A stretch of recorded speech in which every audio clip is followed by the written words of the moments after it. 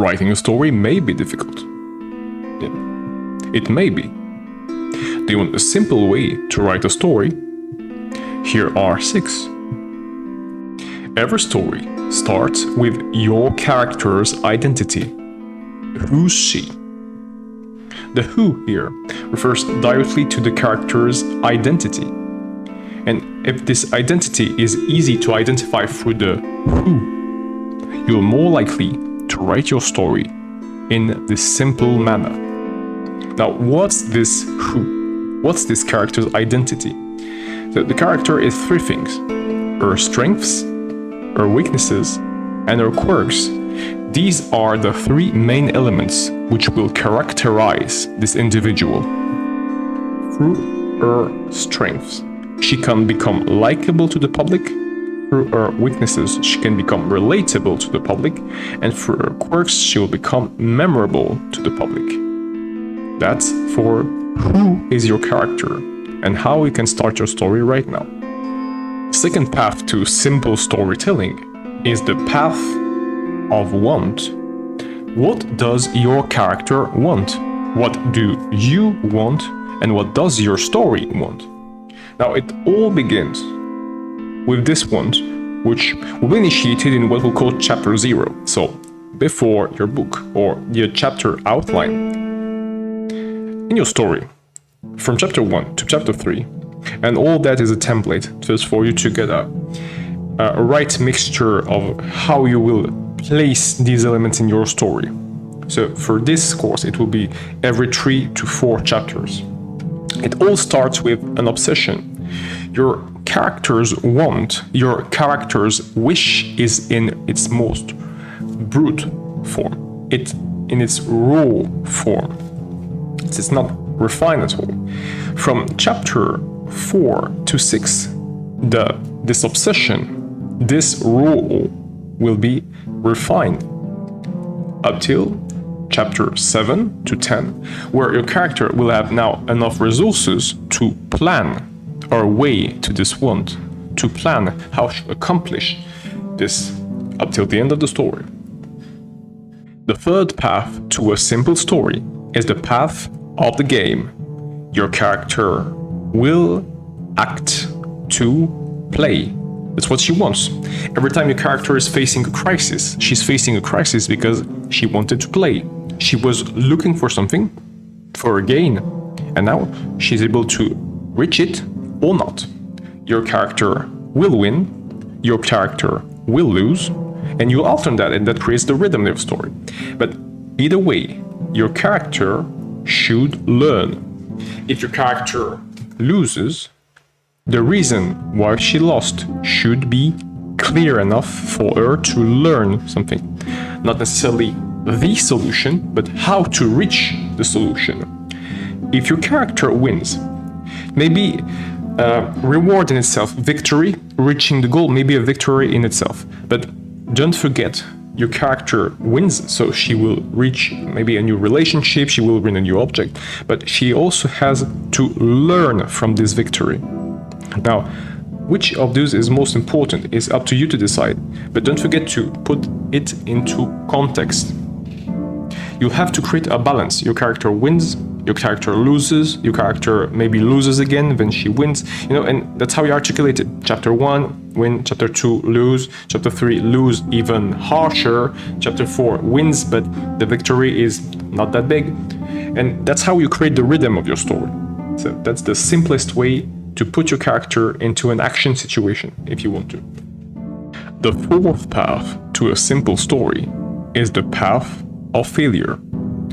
Your character is highly likely to fail because crisis, because conflict, because the climax of your stories is linked directly to failure. You want some degree of failure for your story to advance, for your character to evolve, for your relationships to even exist sometime. So where does this failure come from? Failure comes from relationships with other characters, or eventually relationship with the environment. Now, failure comes from the environment as well. Both are nourishing each other. Relationship nourishes environments, and environments relationships between characters and between characters and environments. Now, what does that mean? Failure comes from the environment. Well, failure in most cases, and that's the way of the game, should come from the environment's context. If your character loses, she must lose because there's something in this environment which made her lose. A character, climatic condition, there's some sort of duress pressed on this environment, there's a lack of resources, all that causes your character to fail. And then, in the continuation of our game logic, your character should be able to look for solutions. Your character should be able to look for alternatives. Your character should be able to learn from these failures. Wherever the failure is coming from, your character should be able to learn. What will be the differentiating factor here is that if the failure comes from a relationship, your character should be able to learn how to manage this relationship now. It comes from the environment. Your character should now be more adapted to this environment. The fifth surprising way to a simple story is the way of the now. Now is the moment where your issue occurs. Now is the moment where your problem occurs. So, in the now, you should be able to verify the stakes. In the now, you should be able to verify the influence on the world and on the character. The now here translates the event, wherever the event is a failure or a victory. Now should have an impact, a direct impact on how the setting works. So the instant in the now comes from the setting, but it also regulates the setting. Should have an impact on the character and how the character will learn, how the character will be motivated for the rest of the story. And in a broader sense, it should have an impact on the stakeholders. Now, in our stakeholders definition here, we're counting the environment as an anthropomorphized form. So the environment itself is counted as a character here. So in the now, when the event happened, when the crisis happened, the stakeholders should all react differently if you wanted a diverse story, or they could all act in the same manner except from your main character, and that's how you detach your main character from the rest of the story. Now, it depends directly on your intent. Do you want which degree of diversity do you want to express? That's the question you should ask yourself. So in the now, something happens, a problem happens, and this problem may be a valuable event for your character or a harmful event for your character. And then you should transcribe how it applies to all the other stakeholders. Again, the question you want to ask yourself here is, how much diversity do I want to display? The sixth surprising way to create a simple story is the way of the solution.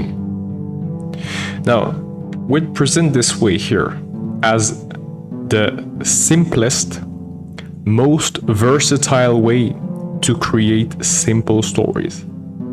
Think about the end of each scene. Think about the end of each chapter. Think about the end of each story, of each book, of each movie, of each game, as the solution of your book. Solution here doesn't mean it's desirable or undesirable. It's just the end. So think about the end of your story to create the simplest stories. How do you reach it? Well, you need choices. We'll argue here that you'll need at least 3 types of choices in order to preserve the appropriate degree of diversity in your stories.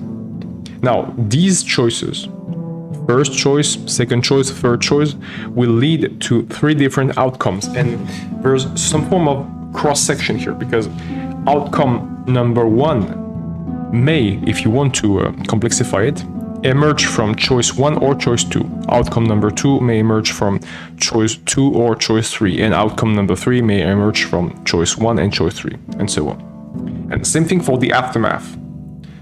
The aftermath, plural, will all emerge from the outcomes. So wherever the outcomes are, you can think in terms of winning and losing here, but that's a little bit shallow when it comes to creating a story. Here we're not making an easy story per se, we're making a simple story. So each of your outcome will, depending on your choices, will be more neutral. There will be some ways in which your character will lose, but other character in your group, direct character in your entourage, will win. But because they're so close, the victory of these characters is not as enjoyable, and because they're close, the loss of your protagonist is not as harsh. Proximity, for example, is a factor of nuance. So you need three choices, leading to at least three outcomes, leading themselves to three aftermaths. And with that, you've got a simple grid to go from choices to outcome to aftermath to solution. If you like this video and want more of this type of content, check our video on the 6 surefire ways to create a story.